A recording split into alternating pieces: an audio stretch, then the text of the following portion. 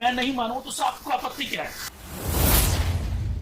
ये बौद्ध धर्म के नाम पे ये जातियों को बांट रहे हैं और इस तरह से हिंदू देवी देवताओं के लिए ये जिस तरह से ये शपथ ग्रहण कराया उसके मंत्री ने कि आज से हम ब्रह्मा विष्णु महेश को नहीं मानेंगे, श्री राम को नहीं मानेंगे, कृष्ण को नहीं मानेंगे, तो ये किसको मानते हैं? तो ये तो भारत सरकार जो है, बाबा साहब के जो वॉल्यूम छपते हैं, भारत सरकार छपाती है, थावरचंद गहलोत तो उसमें मंत्री हैं, तो उसमें भी ये छपते हैं, हर साल के साल छपते हैं। इस पर भी बात की कि बाबा साहब ने जब 1956 में जब लिया था, प्रतिज्ञा ली थी, वही प्रतिज्ञा मैं दोहरा रहा हूँ। उसमें क्या अगर आपको है तो आप कहीं बाबा साहब को, भाई जो प्रधानमंत्री बाबा साहब के अनुयायी मानते ही नहीं मानते, कहते कि मैं अनुयायी हूँ।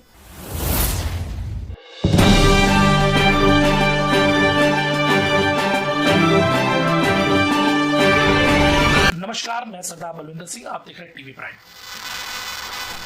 देश में अभी भी बात करें 22 प्रतिज्ञाओं की चर्चा है। 22 प्रतिज्ञाएं कौन सी?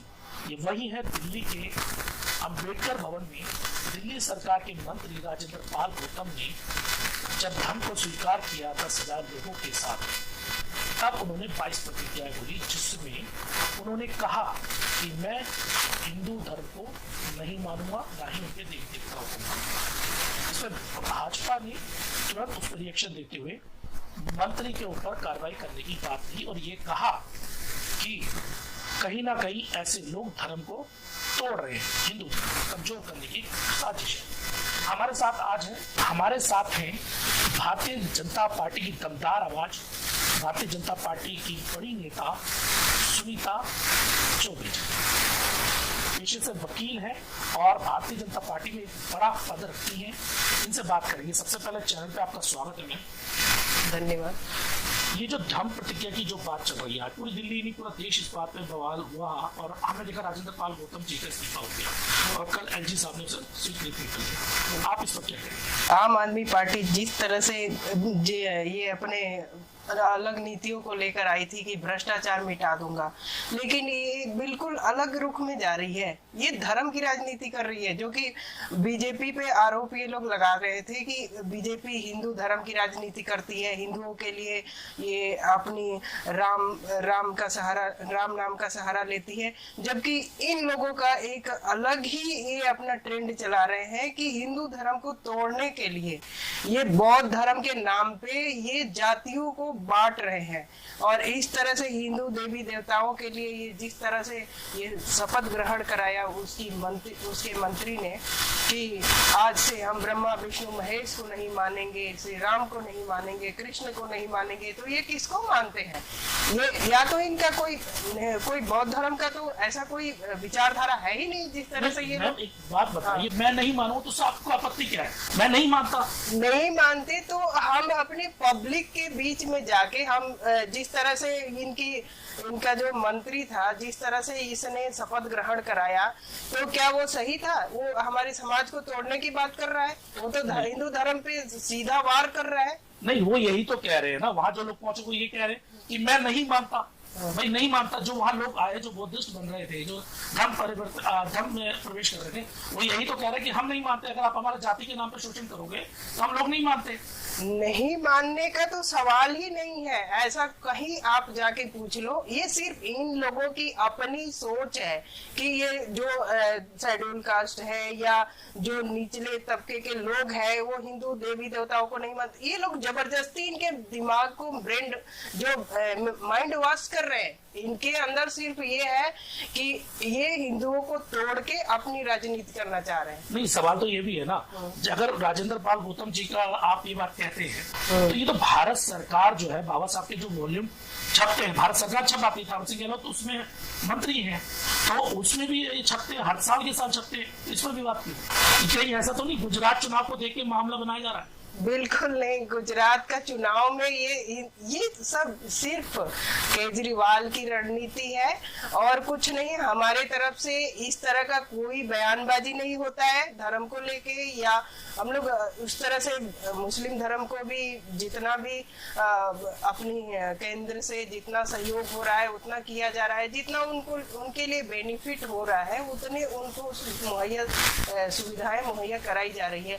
लेकिन फिर भी ये लोग एक आरोप लगाते रहे हैं कि बीजेपी हिंदू धर्म की राजनीति करती है, श्री राम का सहारा लेके ये राजनीति करती है, जबकि आप लोगों ने ये साफ मीडिया वालों ने भी देखा होगा कि वो पूरे पब्लिक के बीच में शपथ ग्रहण करा रहा है। वो कैसी राजनीति है उसकी? आम आदमी पार्टी की राजनीति कैसी हो रही है? नहीं, वो तो ये कह रहे हैं ना, जो मंत्री राजेंद्र पाल गौतम है वो तो ये कह रहे हैं कि बाबा साहब ने जो 1956 में जब लिया था, प्रतिज्ञा ली थी, वही प्रतिज्ञा मैं दोहरा रहा हूँ। उसमें क्या, अगर आपको है तो आप यही बाबा साहब को, भाई जो प्रधानमंत्री वो बाबा साहब के अनुयायी मानते नहीं मानते? कहते कि मैं अनुयायी हूँ। बाबा साहब ने जो प्रतिज्ञा ली तो क्या कहाँ लिखा है बाबा साहब अम्बेडकर ने? संविधान में क्या लिखा हुआ है कि हम हिंदू धर्म को नहीं मानते? वो वीडियो ऑलरेडी सोशल मीडिया पे है। 1956 में प्रतिज्ञा ली थी उन्होंने, तो उसको मीडिया वालों ने दिखाया?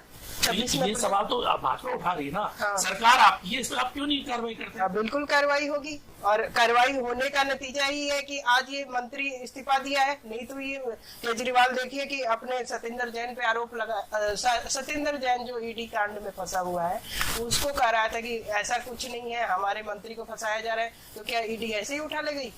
तो वैसे ही सिसोदिया पे सीबीआई की जांच चल रही है, उसको भी वो ठुकरा रहा है कि ऐसा कुछ नहीं है, हमारे मंत्री को फंसाया जा रहा है। तो इस तरह से तो लिपापोती करने में लगा हुआ है। अच्छा, लगा हुआ एक बात बड़ी देखने वाली बात है, मुझे समझ नहीं आ रहा कि जहां पर एक दलित नेता मंत्री था उसमें तो तुरंत कार्रवाई हो गई, उसका एक्सेप्ट भी कर लिया, सारे काम हो गए। वहीं पे 2 मंत्री हैं, उनके ऊपर आरोप भी है, उसे एक्सेप्ट नहीं करने को तैयार। तो ये तो केजरीवाल का अपना वो है ना, सोच है ना कि ये अपने लोगों को, जो जिस समाज से ये आ रहा है ना, उस समाज को बचा रहा है, और वो दलित नेता था उसको निकाल दिया। तो दलित को सोचना चाहिए ना कि ये पार्टी हमारे सपोर्ट में आएगी कि नहीं आएगी, ये तो दलितों को सोचना चाहिए ना।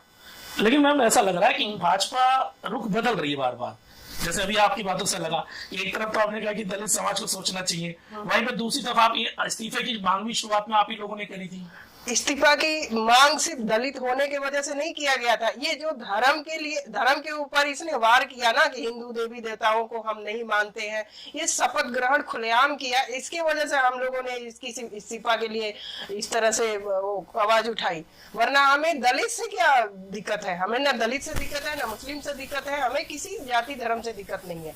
दिक्कत तो इन लोगों को हो रही है, इन पार्टी वालों को हो रही है। आम आदमी पार्टी जो अभी नई पार्टी बनी है, इसको दिक्कत हो रही है। लेकिन वो तो ये कह रहे गुजरात जीते ही हम भाजपा को हरा देंगे। वो तो गुजरात का चुनाव का परिणाम आप देखोगे तब समझ में आएगा। अभी तो गुजरात में इसकी वो धज्जियां उड़ाई जा रही है, इसके जितने भी वहां पे जाके जो ये लॉलीपॉप बांट रहा था, जो दिल्ली में बांटा, उसके बाद पंजाब में बांटा, अब गुजरात में गया है, गुजरात की मुंह खा के आएगा बुरी तरह से, वहां से बुरी तरह से। वो ये कह रहे हैं रेडियो में, अरविंद केजरीवाल खुलकर कह रहे हैं कि हम कृष्ण के वंशज और एक कंस की औलादों को हम हरा देंगे, भाजपा को हरा देंगे।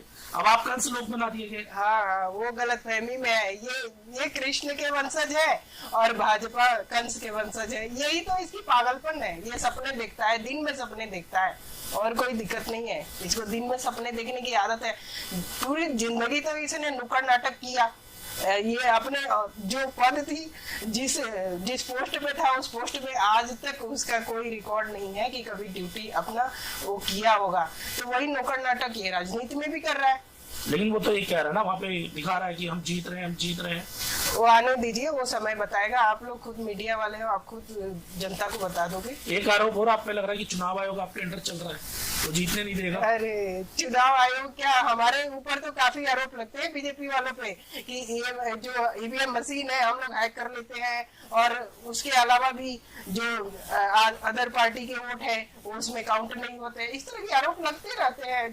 जो सत्ता में है उसके ऊपर आरोप लगाएंगे ये लोग, इसमें कोई दिक्कत नहीं। अंत में यही बात पूछूंगा कि अब भारतीय जनता पार्टी का रुख कैसा रहेगा गुजरात चुनाव को लेकर? अभी दिल्ली में कारपोरेशन का भी चुनाव है हाल में, तो क्या यहाँ पे कुछ दिख रहा है उसे अपनी रूपरेखा? क्योंकि कहीं ना कहीं भारतीय जनता पार्टी ने 22% का विरोध करके दलित वोटर को अपनी तरह से छिटक लिया है। देखिए, वो दलित वोटर्स, उनको भी समझ में आ रही है कि आम आदमी पार्टी ने उनके साथ क्या गेम खेला था। वो एक था कि बिजली और पानी फ्री देने का, बस उसकी वजह से ये सारे वोट उनके तरफ गए थे। लेकिन अब जिस तरह से इस आम आदमी पार्टी का सारे विचारधारा का पर्दाफाश हुआ है ना, तो दलित हो या मुस्लिम हो, सारे वोट बीजेपी को ही आएंगे। और हमें विश्वास है कि एमसीडी का चुनाव भी बीजेपी पूरी दमखम से जीत के आएगी। ऐसा लग रहा है जैसे राजेंद्र पाल गौतम का इस्तीफा देने के बाद आप में फिर से ताकत लग रही है, क्योंकि दलित समाज बड़ा नाराज हो गया अरविंद केजरीवाल से हाल में जैसे इस्तीफा लिया है, क्योंकि 22% पे कोई उनका रिप्लाई नहीं आया, जवाब नहीं आया। और वहां पे अगर उनके किसी नेता के ऊपर जरा से भी उंगली हो जाती है तो तुरंत ट्विटर वगैरह सब हो जाता है, धरना प्रदर्शन हो जाता है। राजेंद्र पाल गौतम में कुछ अप्लाई वो नहीं है। यही है, अब सबको दिख रहा है कि अरविंद केजरीवाल जो कि एक काफी अपने आप को ईमानदार नेता साबित करने के लिए आए थे, लेकिन अभी जनता के सामने इनकी पोल खुल गई है कि ये किस तरह की राजनीति करें। कितनी गंदी सोच है इनकी, चाहे दलित के लिए चाहे मुस्लिम के लिए, ये सबके लिए इनकी गंदी सोच है। ये सबको दिख रहा है, किसी को बताने की जरूरत नहीं है। सभी पब्लिक इनके सारे जो भी सोच से पर्दा उठ गया है। जी, बहुत बहुत धन्यवाद चर्चा देने के लिए। आपकी अपनी क्या राय है? आज की जो बात हुई है, जो इंटरव्यू हुआ है, क्या भाजपा का द्वारा दिल्ली के अंदर जो कारपोरेशन के चुनाव वहां पे कुछ परिणाम बदलेगा? ये सवाल बनता है। और वही बात बनती है गुजरात की, जिस सरकार का दम अरविंद केजरीवाल लगातार भर रहे हैं, इस बार मोदी के गढ़ को बाहर आए, ये सवाल बन रहा है, बहुत बड़ा प्रश्न है। लेकिन एक प्रश्न ये भी बनता है कि जब दलित समाज का एक मंत्री ने अपने धर्म को एक्सेप्ट किया, अपने धर्म को एक्सेप्ट करके सार्वजनिक तौर पर सामने आया, तो भाजपा ने भी विरोध किया। लेकिन क्या एक सरकार का जो नेता है, जो सरकार का मुखिया अरविंद केजरीवाल, उसने अपने मंत्री का साथ नहीं दिया? ये भी बड़ा आरोप इस समय अरविंद केजरीवाल पर लग रहा है, जिससे दलित समाज बहुत ज्यादा नाखुश है। वीडियो अगर पसंद आए वीडियो को लाइक कीजिए, शेयर कीजिए, चैनल अब तक सब्सक्राइब नहीं किया चैनल सब्सक्राइब कीजिए। मैं सदा परवीन सिंह, टीवी 5 से धन्यवाद।